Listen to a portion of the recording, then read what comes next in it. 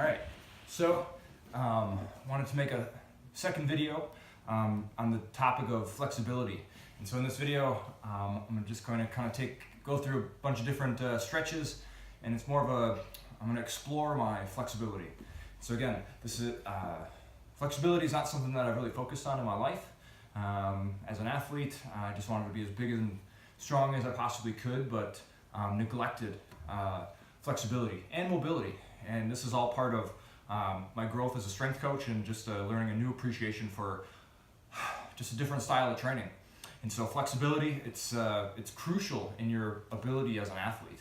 And so I've already done, this is actually the end of my workout, so I'm just finishing up, and so I'm just going to start to stretch out my body. It's more like a cool down. So stretch out my hamstrings. Back here, you can see. So I can grab my feet. A lot of the tightness that I feel, certainly hamstring, but even in this stretch, the lower back, upper back, as I have my my feet hooked here. And then you can stretch the quad, lean back, hurdler stretch. So that first one, stretched the back of the back of the leg. This one will stretch the front quad. So always stretch complementary muscles. It's always push-pull. So whenever you stretch one muscle, the body, like a bridge, one side of the body gets tight, the other side bends and contracts. So one side stretches, one side shortens. And that's so important in understanding how the body itself moves.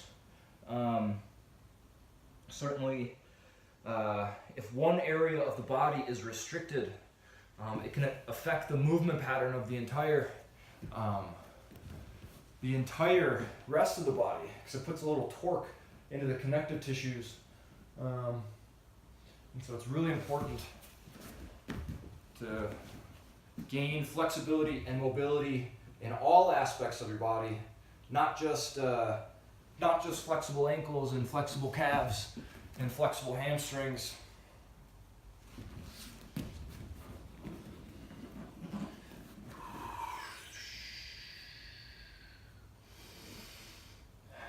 So obviously the goal would be all the way flat. So I feel stretch on the back of the leg here, certainly the front quad, hip flexor. And you can see my foot here getting a little deeper stretch with the pump.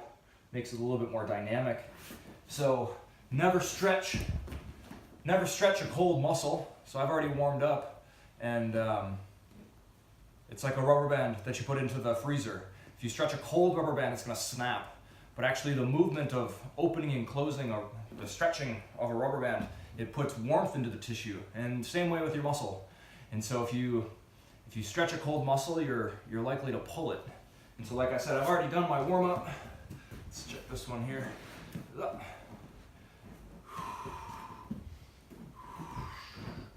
So pretty good. I would say this is probably the tightest part of my body here on the inner thigh.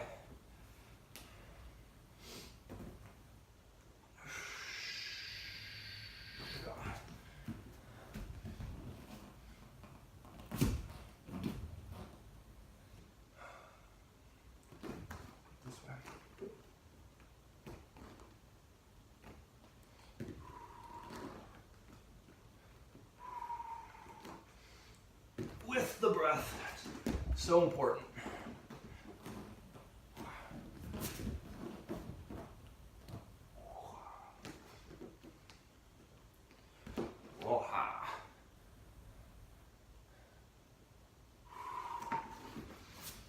So I really like this combination. This next series of stretching. So for your lower back, child's pose, which is this. So you're trying to sit your butt back on your heels, and with your fingertips, try to get long up top and just keep your butt where it is, but try to lengthen your arm, and you'll start to feel a pull in your upper back, but keep your butt on your heels. Take a breath.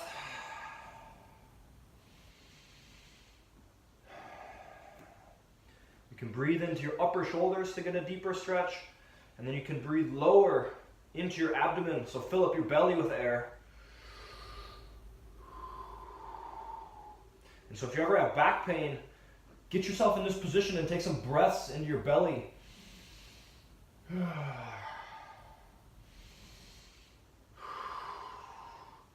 The air, when you breathe in that position, gets into the nooks and crannies and kind of expands and moistens some of the tissues. And so it's a really, that child's pose with the breath is, it's really good. Loosen up your lower back. This is up dog.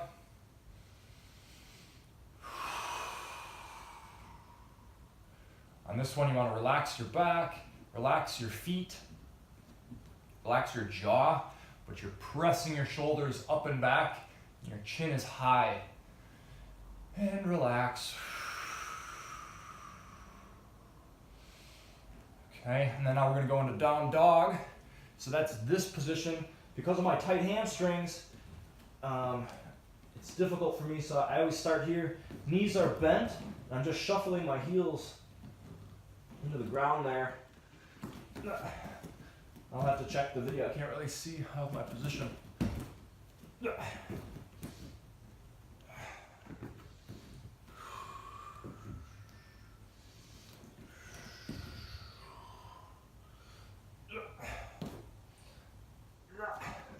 That one's tough, all the way up.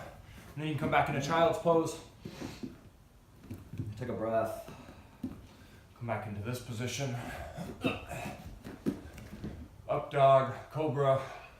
I've heard different names for this one. And then down dog. Rock your hips back. Feet are flat. Your ears and your biceps. Push yourself back in between your arms. Your back should be flat. Your legs straight. And you should form that nice V.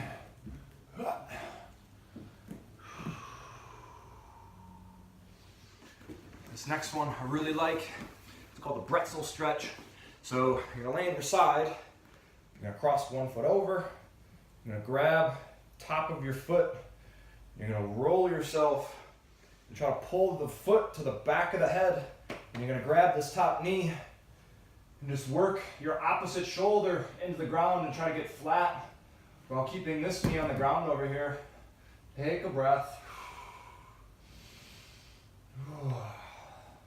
And slowly work that back foot to the back of the head. Stretch the quad. Separate the two here. Going to the other side. So cross over, grab your foot. This shoulder's coming to the ground. Right there. It's a nice stretch for the quad, lower back. Much of lower back pain can actually stem from the quad. Can stem from the femur not being centered in the joint. So all kinds of things in the back, although you may feel it there, that actually might not be where the problem is coming from. And that's important to note. So I like this one too. You're gonna grab and hook your feet, and from this position, with your feet hooked, straighten your legs while you're rolled in this position.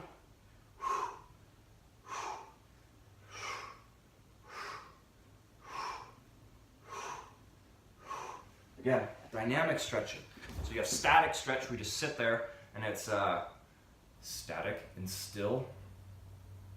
But then those stretching deeply into the muscle with some resistance behind it actually stretches out the connective tissues, helps to put some elasticity into the tendons, rather. So this one, butterfly stretch. You can try to work your head down into your feet, hook yourself up. You can wiggle yourself into it. So feel where you're tight. And so stretching, I feel a lot of stretching is about self-awareness. Although you may, with this stretch, I'm just gonna focus on the hamstring. But in reality, the hamstring goes all the way up, attaches to your hip, and then there's another muscle that takes over, and then that muscle runs all along your spine, connects to the base of the skull. So even though you may stretch this muscle you can relax and put your awareness up the chain and also stretch your back and stretch up the lower base of the neck. And so again, muscle chains, different sequences of muscles. And that's all about movement is your muscles are just series of pulleys and levers that are just moving your bone structure. And that's all movement is. And so if you're an athlete or want to be an athlete, you have to have efficient movement in all your joints. Not just straight ahead, not just backwards, but all directions as well. And that's important. So we got that, we got that. Let's see, where do I feel tight? I feel some tightness in my abdomen. So I really like this stretch. So you're gonna sit on the ball, okay? And you're gonna roll yourself forward. And so you're gonna be leaning up against the ball like this, okay? And so from this position, you're gonna have your knees bent initially, and you're gonna roll yourself up over the ball. Come onto your heels up front, and you're getting long, and you're looking for a stretch here in your abdomen. So when you're in that, relax yourself to mold over the ball, and then take a breath and pull your belly button to your spine, and then try to reach over your head and get long.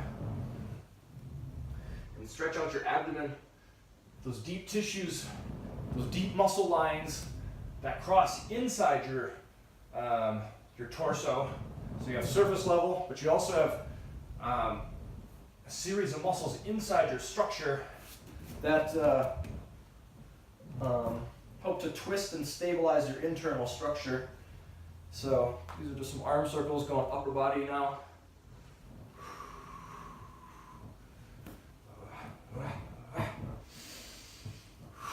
Be careful with this one. So as gravity takes it, you can just stretch for one. You can just let your arm hang, and that stretches out your pec here. But you can see I'm getting this momentum, this dropping motion. Whereas my arm drops, my chest muscle here stretches. And so you really have to be careful with gravity. And so I've worked on this, and so my pec can take that it's a ballistic stretch actually. So this ballistic stretch of the pec.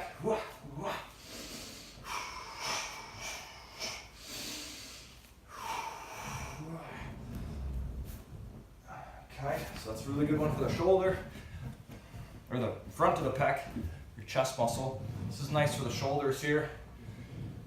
Rock yourself forward. Hands are on top of the ball. You can roll the ball back and forth. Your head drops in between your shoulders.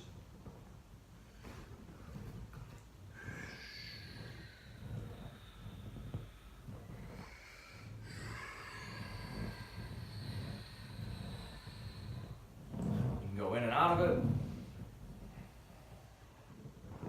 Nice, okay? So after stretching, I always do a little bit more of just some slight muscle activation.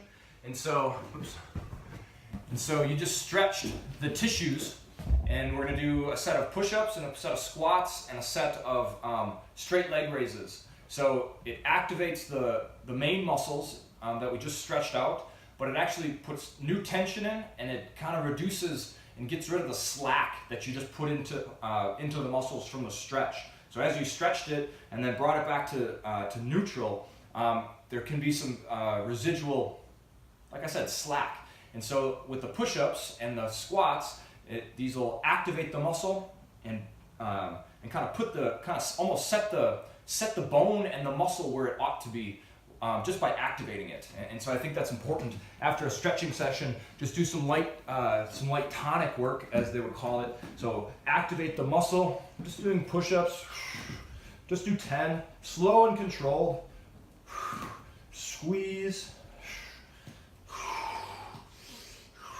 I don't know, 7, 8, 9, 10.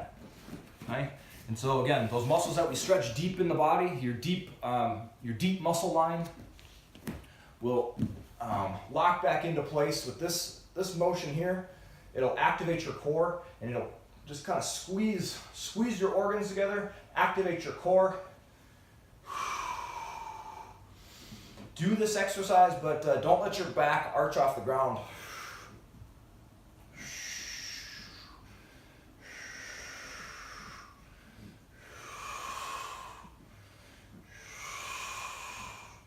Hear my breath. Inhale. So, if you've ever worked with me, you'll hear me harp on your breath. Okay? It can sound just like that. Now let's do 10 squats. Knees out, slow and controlled.